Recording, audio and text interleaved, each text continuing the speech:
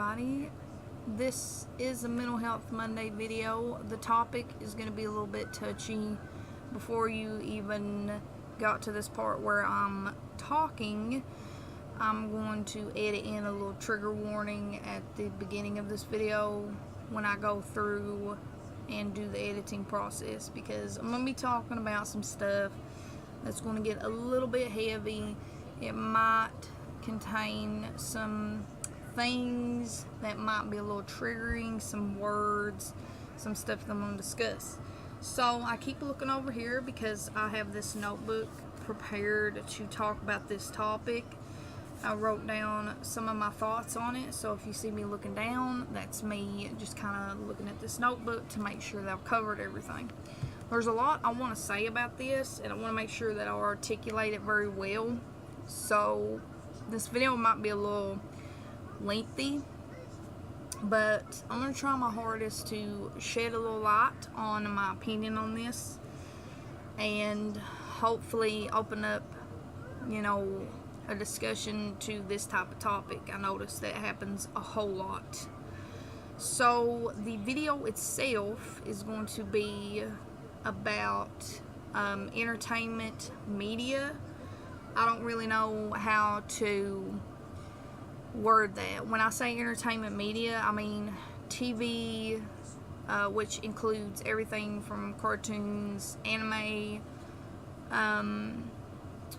adult cartoons like Family Guy, and just entertainment. So television, music, as I said earlier, anime, games, just anything that you do using technology as the main thing, except for I'm excluding social media. So I'm specifically talking about like games that you play by yourself, like video games or animes that you watch by yourself. I'm not talking about communicating with someone via social media. So that's going to make sense as I get into what this is. On, I believe it was June the 29th. This is where we're going to get into a little bit of heavy topics, so you've been warned. So on June the 29th, a news report on the BBC said that a young man whose name I did not get, I'm going to say that first of all, did not write it down, he ended up committing suicide, and they wanted to blame it on a game that is like an anime game. I'm going to put it at the end. I'm going to put the article for that so that you guys can kind of see, not the BBC article, but I'm going to put an article so that you guys know what the word I'm talking about. I'm going to do that real fast right here.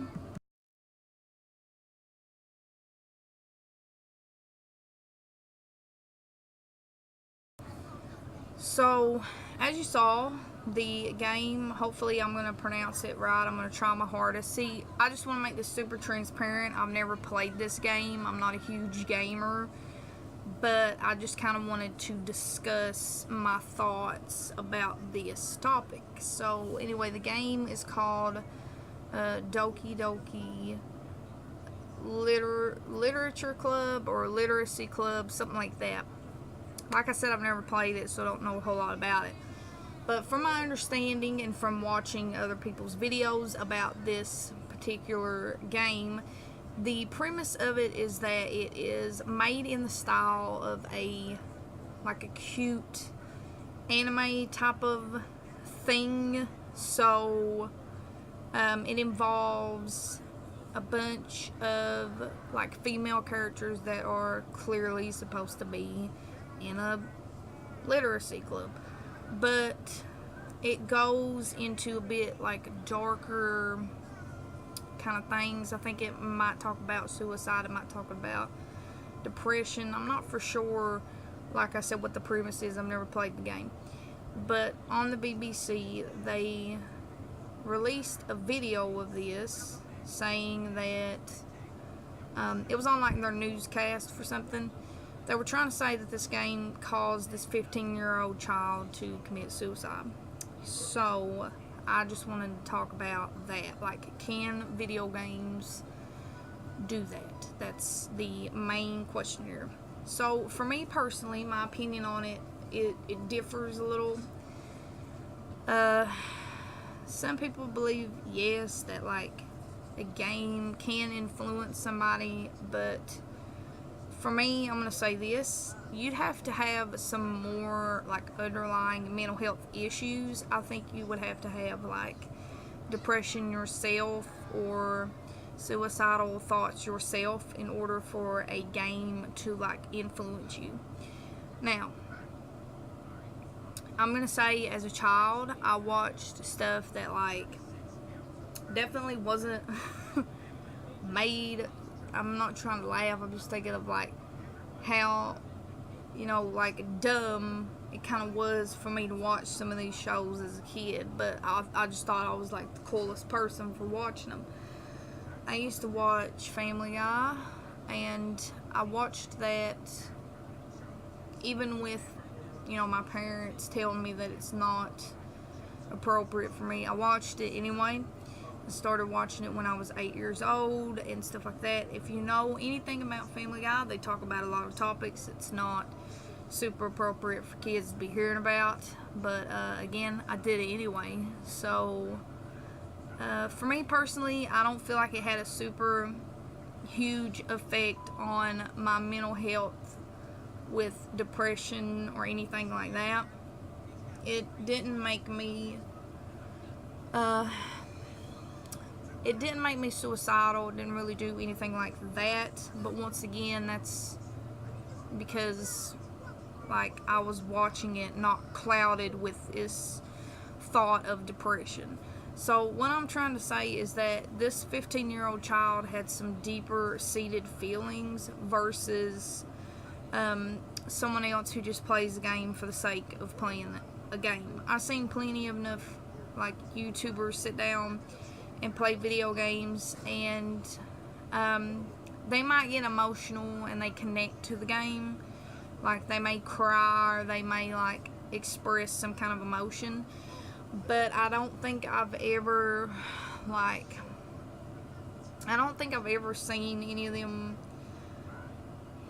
like they'll get emotional in that moment and kind of just get over it. So the normal thing to do in this situation is you play this game and then you get over whatever it is.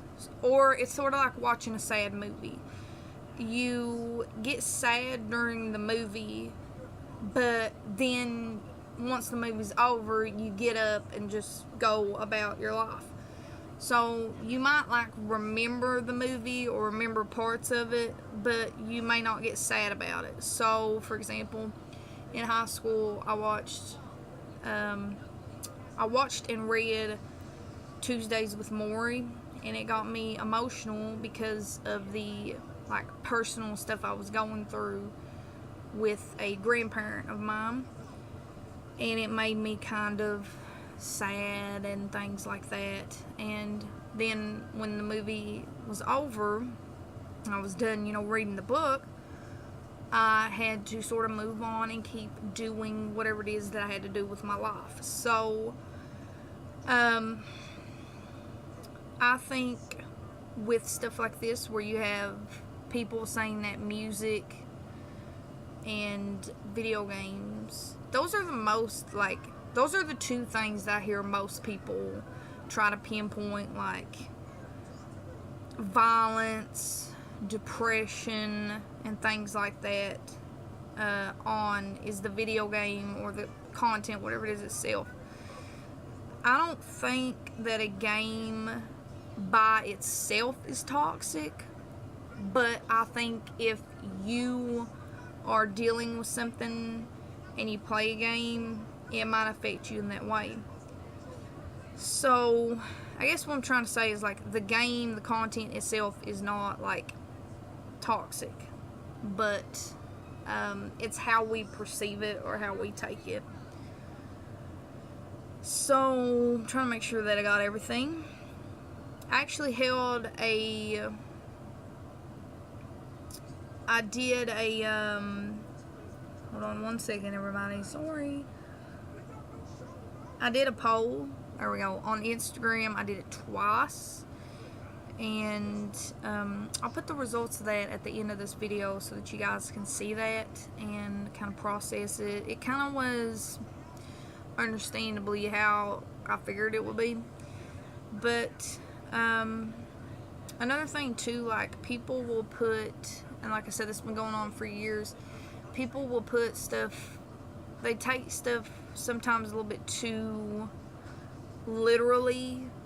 Like, there's a lot of violence that happens in our world today, and people want to pinpoint that to like certain video games such as like Grand Theft Auto and stuff like that. I don't think that's the case, because I've played Grand Theft Auto myself, like there's like a DS version of one of them, and it never like made me want to do the actions that it did on the game. I just kind of tried it out to see like what the fuss was about. Of course, I was a little bit, older playing it. Not that really matters, because kids play this stuff, let's just be real, they do. And another thing that I wanted to say is, if you are a parent watching this, or you are a caretaker of a child, whatever it is, make sure that you definitely talk to your kids about like what they're seeing on television. I think a lot of the times the reason that stuff didn't freak me out is because people explained to me that like it's fictional, whatever it is. So I used to have like a huge fear of, well, it wasn't huge, but anyway, when I was younger, I watched the Halloween movies, and I used to be, afraid of that. But people explained to me like it isn't real, it's fiction, and that helped me to process that. So make sure that you discuss with children like what is reality and like what is fiction. I know it's hard with kids because we want to keep like that magic part of stuff going on, but like eventually you kind of have to tell them that, hey, this isn't real, this isn't possible, so on and so forth. So it's like it's like a Superman movie. Kids so many years ago were putting capes and bed sheets on their neck, and they were like jumping off beds, and they would get like hung literally from the cape because they seen Superman doing that. And it's like you have to tell them that's not possible, or however that you need to explain that, you need to. So you need to talk about that. You need to have an open conversation to where that children feel comfortable coming to you with mental health issues. I'm not trying to judge the parents of this child. I have no idea what kind of parents they were. They might have been the best parents in the world, I don't know.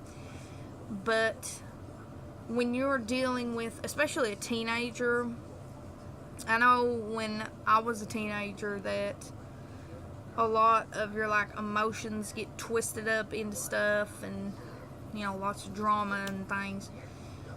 But like at 15, it's good to maybe sit down with your kids and like ask them how their day's doing, ask them like maybe what they're into and stuff like that.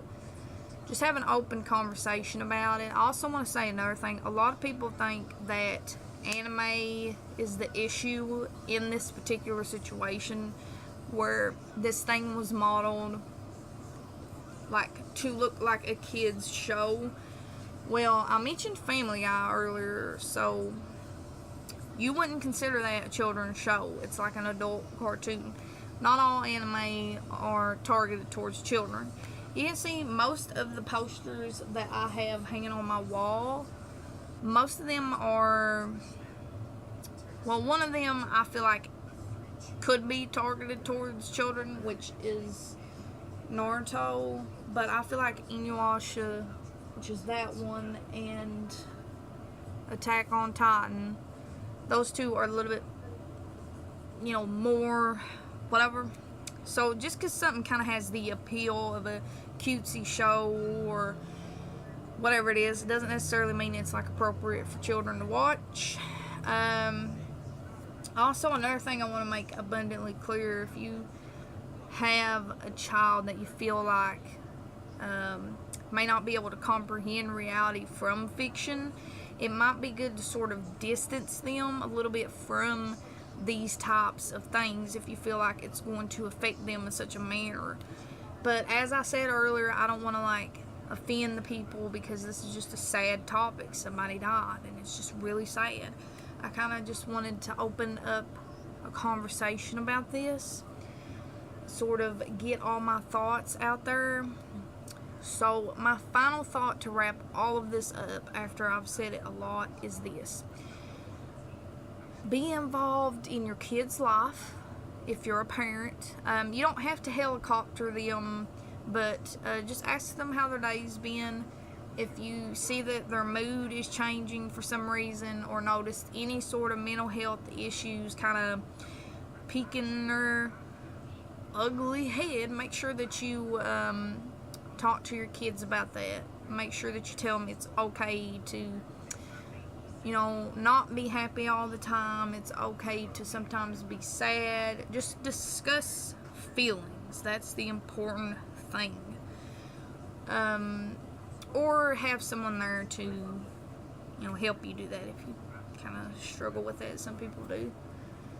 Make sure, like I said, that you do that. You discuss with your kids. I personally don't think that a video game or music or TV show can make you do anything unless you have some underlying mental health issue. That's the only time that I think anything like that can influence you.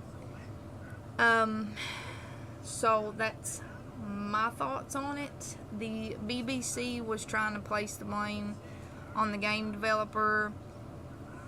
I need to point this out. As I just said, the BBC was trying to place the game developer with what happened, blaming them for creating this game.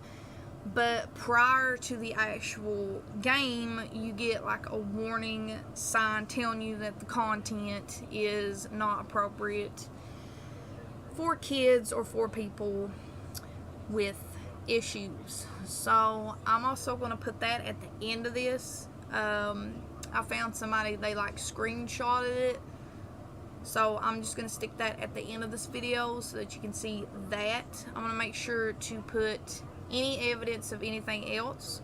I'm also going to put a screenshot that I took of Joey the Anime Man. You guys can follow him on Twitter. He tweeted about this particular game. And I'm also going to put another screenshot for a video that I watched by Aki Dearest. So if you guys want to check that out, she's really cool. She's on YouTube as well. Talks about anime and all sorts of stuff. The both of them do. And I figure maybe she would be able to discuss it a little bit better than kind of what I've been doing. I feel like I've been repeating myself so much, but I will put that at the main end of this and make it a little sort of evidence thing so that you guys can see everything. So basically, that's all I have to say. If you guys want to put any input on anything or have thoughts on this topic, or if you want to link me to some more things that you've heard about people being influenced by entertainment, just feel free to just send me the link down there. Or if you want, you can personally message me on any of my social medias in the description, and you can just be like, hey, I found an article on whatever. But as far as, I didn't really dive into too deep on this topic, because I figure most people would kind of be where I'm at, where it's if you don't have a mental illness, you're fine to play whatever or do whatever. as far as, entertainment goes. So I didn't do a whole lot of research, so if you find anything on that, you can send that to me as well. And I'm just making sure that I covered everything. Hopefully nobody took this like super personally for some reason. I don't really know why you would, but that's just kind of my thoughts on it. My little tyrant on the topic. I know I'm super late to it, but I figure I'd sit here and just tell you what I think. And I believe that's everything.